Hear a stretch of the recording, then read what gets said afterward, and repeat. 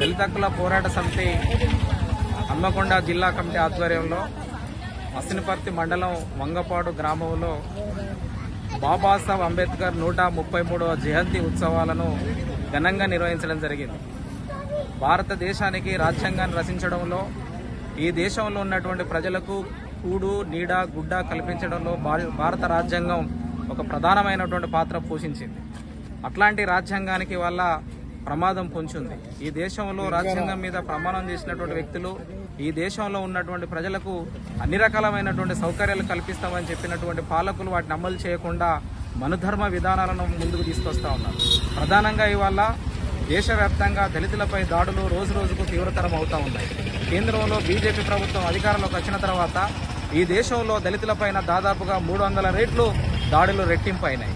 అదే కాకుండా ప్రభుత్వ రంగ సంస్థలను పేదలకు చెందవలసినటువంటి భూములను ఇవ్వకుండా బీజేపీ ప్రభుత్వం వల్ల నిరంకుశంగా ప్రవర్తిస్తూ ఉన్నది. అందుకే బాబాసాహెబ్ అంబేద్కర్ 131వ జయంతి సందర్భంగా ప్రతిజ్ఞ ఉన్నాం.